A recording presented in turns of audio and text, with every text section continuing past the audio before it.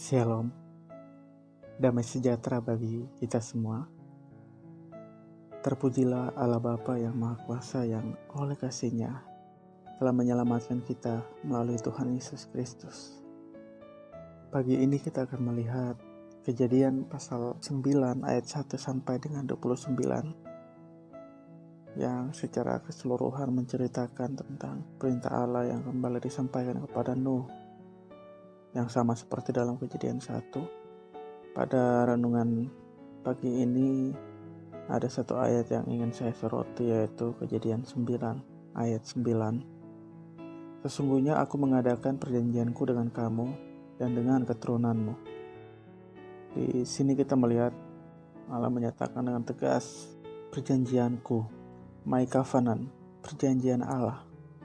Jika kita mencoba untuk melihat kenapa Allah tidak mengatakan perjanjian kita, kalau memang ini perjanjian dua pihak, maka harus menjadi perjanjian kita. Tetapi firman Tuhan menunjukkan Allah hanya menyatakan bahwa ini adalah perjanjianku, perjanjian Allah sendiri. Secara mendasar dari ayat 9 ini kita dapat melihat bahwa Allah sendiri yang mengikat diri Allah terhadap perjanjian yang dibuatnya.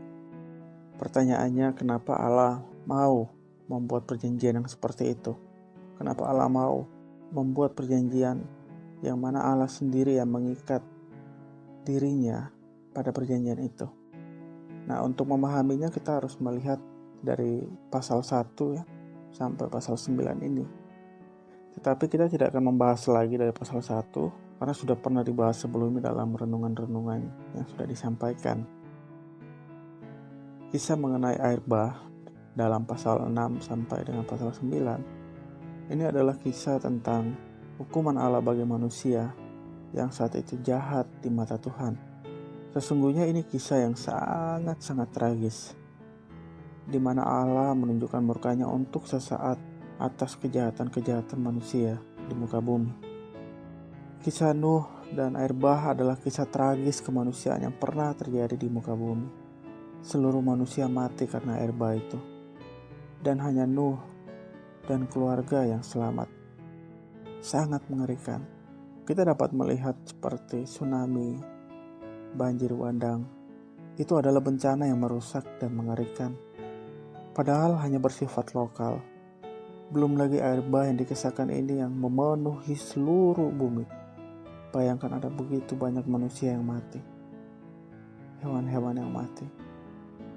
Ada banyak yang binasa selain daripada yang telah ditentukan oleh Allah untuk tetap hidup. Sayangnya gambaran mengerikan dari hukuman Allah ini telah terganti dengan gambaran air bah yang dibuat menarik dan lucu dengan hewan-hewan di atas bahtera. Padahal sesungguhnya tidak ada yang lucu pada saat air bah itu. Dan hukuman yang pasti atas kejahatan yang mereka lakukan itu adalah sangat dahsyat. Ya, memang tidak sedahsyat akhir zaman nanti, tetapi air bah itu merupakan bencana terbesar dalam sejarah manusia. Saudara, dalam kisah ini kita melihat bahwa satu-satunya yang bisa melepaskan, membebaskan, dan menyelamatkan Nuh dan keluarga dari bencana itu hanya Allah sendiri. Tidak ada yang bisa selain daripada Allah. Begini, jangan kita terpengaruh dengan film-film yang disajikan yang menunjukkan seolah-olah manusia mampu melewati malapetaka itu, seolah-olah manusia mampu bersembunyi dari murka Tuhan. Alkitab jelas menunjukkan tidak ada yang bisa luput daripada murka Tuhan. Hukuman atas dosa itu sangat mengerikan, saudara. Kematian kekal. Itu sebabnya keselamatan adalah kebutuhan yang sangat urgent, kebutuhan utama bagi manusia yang telah jatuh ke dalam dosa, yang telah rusak oleh dosa. Keselamatan merupakan kebutuhan yang hakiki bagi manusia. Dan hanya ada satu pribadi yang bisa menolong kita terbebas dari malapetaka, selamat dari kesesakan yang membinasakan, yaitu Tuhan Yesus Kristus. Ketika masa kesesakan itu tiba, ketika tanda dibunyikan, maka semua orang percaya akan diangkat untuk bersatu dengan Tuhan. Seperti yang ditunjukkan dalam 1 Tesalonika 4 ayat 16-17. Sebab pada waktu tanda diberi, yaitu pada waktu penghulu malaikat berseru dan sangkakala Allah berbunyi, maka Tuhan sendiri akan turun dari surga, dan mereka yang mati dalam Kristus akan lebih dahulu bangkit. Sesudah itu, kita yang hidup, yang masih tinggal, akan diangkat bersama-sama dengan mereka dalam awan, menyongsong Tuhan di angkasa. Demikianlah kita akan selama-lamanya bersama-sama dengan Tuhan.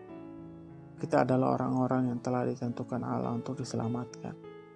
Bagi kita setiap orang yang percaya kepada Tuhan Yesus Kristus, kita terbebas dari malapetaka.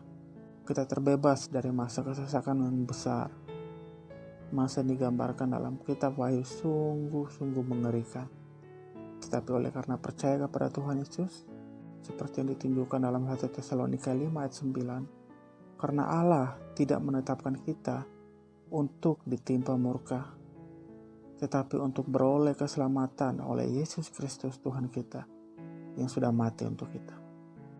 Saudara, kita memiliki jaminan keselamatan. Itu sebabnya kita harus hidup selalu dalam rasa syukur kepada Allah. Hidup dalam damai sejahtera. Satu-satunya penolong yang setia pada janjinya sendiri, yaitu Allah. Dan tanggung jawab kita saat ini adalah memberitakan kabar baik itu. Kabar keselamatan yang merupakan kebutuhan setiap orang. Tanggung jawab kita untuk memberitakan kepada keluarga kita, teman kita, kerabat kita, tetangga, agar mereka pun mendengar Injil dan percaya kepada Tuhan Yesus sehingga dapat diselamatkan. Tanggung jawab ini merupakan bentuk kepedulian dan kasih kita terhadap sesama.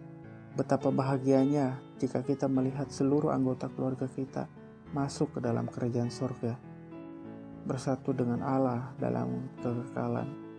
Baiklah kita menanggapi Injil keselamatan ini dengan sangat serius. Karena hanya oleh Yesus Kristus, hanya di dalam Tuhan Yesus Kristus sajalah ada keselamatan. Jadi kapan kita akan mulai menyampaikan berita keselamatan itu? Jangan tunda-tunda lagi, sebab kita tidak pernah tahu kapan waktu Tuhan itu tiba. Secepat mungkin, beritakan Injil keselamatan dari Allah sehingga mereka bisa mendengar, percaya, dan diselamatkan. Tuhan memberkati kita semua. Amin.